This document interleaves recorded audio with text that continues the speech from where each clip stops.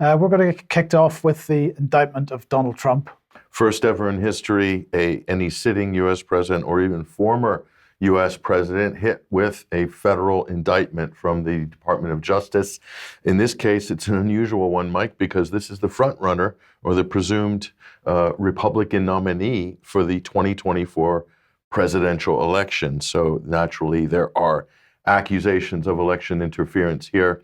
Let's just take a look at what the charges are. Federal grand jury, this case is heard in Florida, charged President Trump with 31 counts of willful retention of national defense information, classified documents apparently, and 6 counts of illegally concealed documents and obstructed the Department of Justice's investigation. Serious charges for the 45th president of the United States. So, you know, the reaction for this in the media, Mike, has been they've been tearing him to pieces. The Democrats are doing victory laps on CNN, MSNBC. Rachel Maddow is visibly excited by the prospect of they've finally got Donald Trump. He's finally a federal indictment with the DOJ.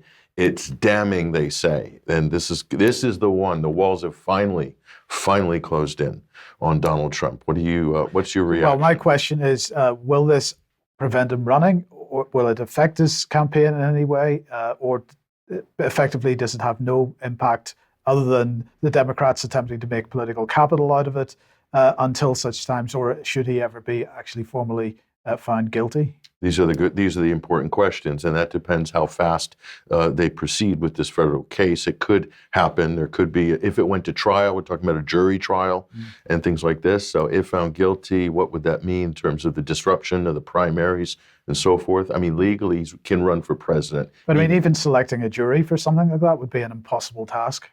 Mike, I'll go through the details of this, but you've hit one of the important points there. So let's just take a look at the main argument here. And this is what the president himself had quoted in his speech just after the arrest. So this was a major media event, as you can imagine here. So Donald Trump's team, and this is before a piece on Reuters, and this is about the same thing that I found is the most relevant passage here. So this is about the Presidential Records Act. They say that Donald Trump kept all these classified documents at Mar-a-Lago, and he shouldn't have had them, and he should have given them back to the National Archives. Well, here, this is from the Bill Clinton case, the Bill Clinton sock drawer case. This was the federal judge opinion in 2012 on the Bill Clinton case, and this was the final, in my mind, and President Trump's mind, the most important point. The Presidential Records Act does not confer any mandatory or even discretionary authority on the archivist. We're talking about the National Archives here. Wrote the U.S. District Judge Amy Berman Jackson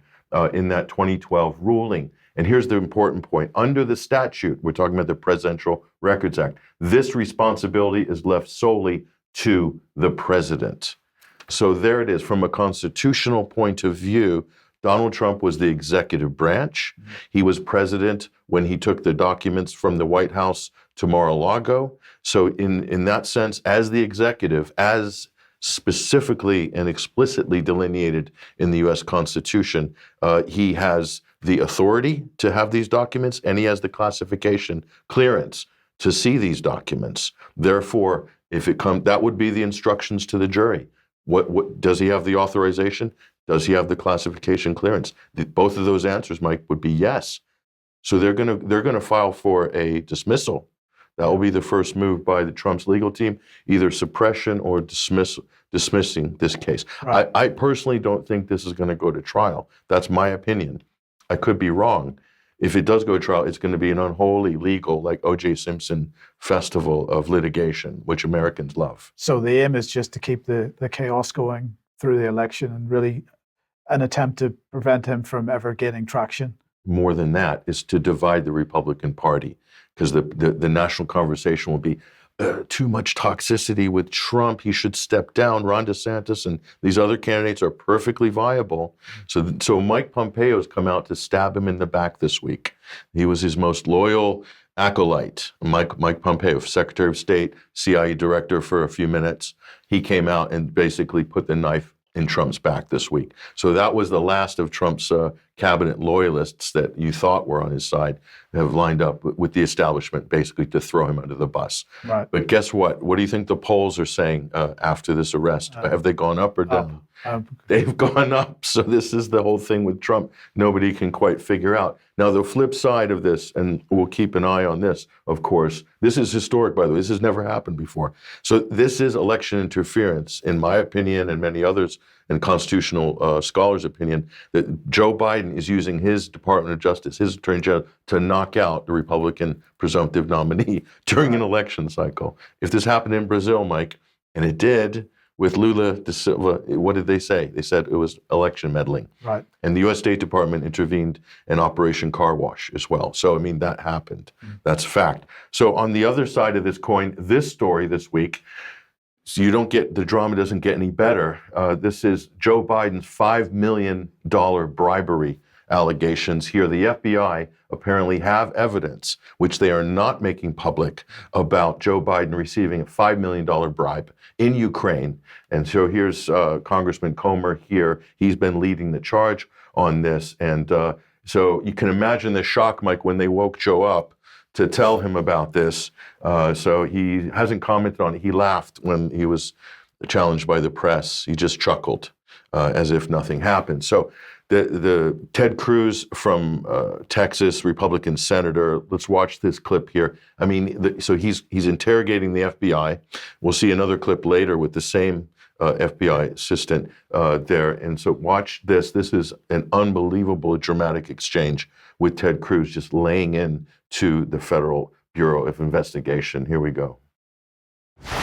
My office hears regularly from FBI agents and from assistant U.S. attorneys who are likewise concerned about the politicization and weaponization of the Department of Justice and the FBI, and this is profoundly damaging to the rule of law in our nation. Last month, a whistleblower brought to light the existence in the FBI of a report, an FD 1023, in which the informant alleges that President Biden and his family members engaged in a $5 million bribery scheme during his time as vice president. Deputy Director Abate, is it true that the FBI has a report making those allegations? I'm not going to comment on that, Senator. And why is that? I'm just not going to comment on information we received, investigations, or Do you owe an ongoing matters. obligation to the American people to be candid about evidence of corruption by the President of the United States?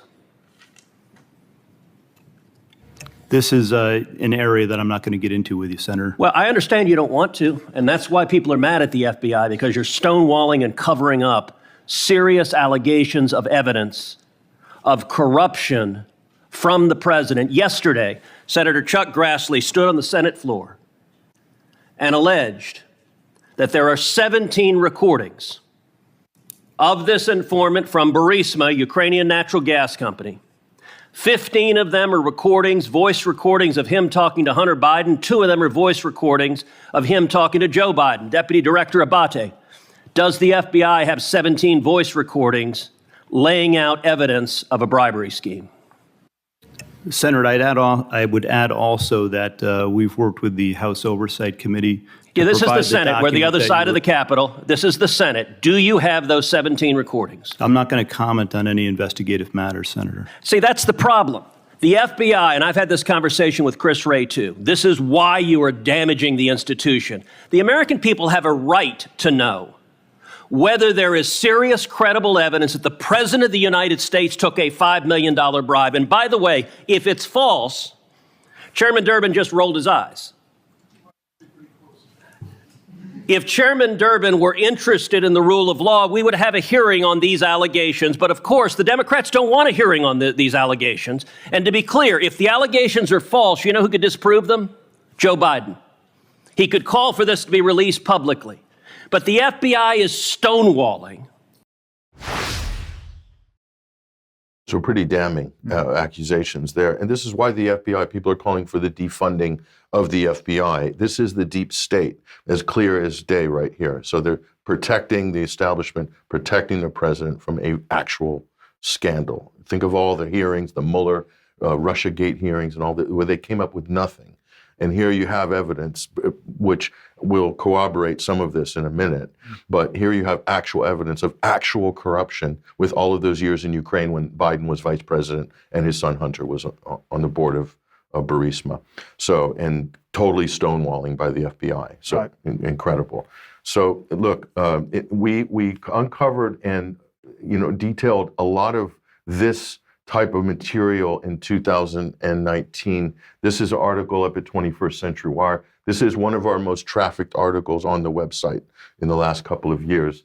It's called Hunting for Hunter. Evidence reveals Biden, Burisma, Ukraine bond scandal tied to U.S. firm by Sergey Bellos. So we worked quite a long time on this. We also cross-referenced this. We double-checked with our sources in Ukraine as well and in the United States to see if this was accurate before we published it.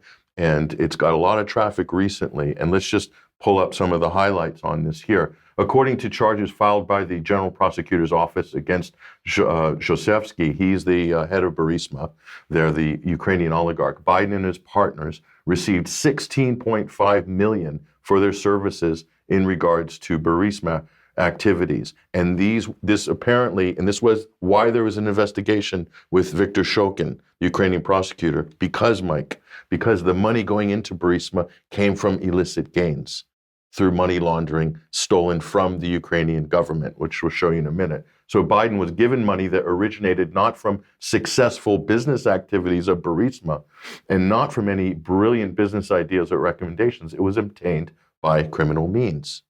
And Joe Biden said, we need to fire that prosecutor. You've seen the clip, right? Everyone's seen the clip. Right. Fire this guy. We're going to withhold your $1.4 billion loan. Fire the and so they fired the prosecutor, Poroshenko, when Poroshenko was president. So, and then beyond this, we'll go here and say the charges brought against Zhosevsky, that he is accused of legalization of money laundering of funds obtained illicitly by way of purchase through Franklin Templeton Investments of state bonds, Ukrainian state bonds, for the sum total of $7.4 billion US dollars. This makes Hunter Biden's salary at Burisma look like pocket change. And we're talking about a massive sovereign debt money laundering scandal involving the top people in the Democratic Party and Republican establishment. So, and finally, the beneficiaries of this scheme had first stolen the funds from Ukrainian people and then returned them to the country in the form of sovereign debt, which paid the bondholder a very high interest payment. This way, Ukrainian citizens were robbed twice, and with the help of one criminal scheme with Burisma Holdings at the center of it, okay, and a 6 to 8% return on the interest. So this is a genius scheme, and pretty much everybody had their hand in the till on this. They were using Ukraine as an ATM machine during the Obama administration. They still are. They still are. They've just changed the racket, right?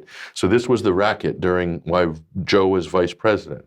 So we argued in 2019, like this is the big scandal, and that the Hunter Biden Burisma salary thing, $83,000 a month, is the cover. It's the false story to cover for the big story here. And by the way, so this has been validated by people very close to this investigation. In fact, someone who was deposed by the FBI on this very matter has validated the points in this article with us. So we have every reason to believe that it's accurate.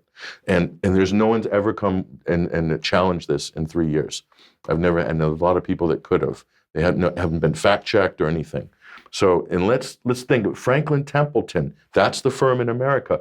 Who else is linked to Franklin Templeton? Well, look at this. This is Adam Schiff, the leader of the Russiagate charge here. And we're looking at his filings here on assets and campaign donations. Of course, he's big with BlackRock, Mike, as you can see.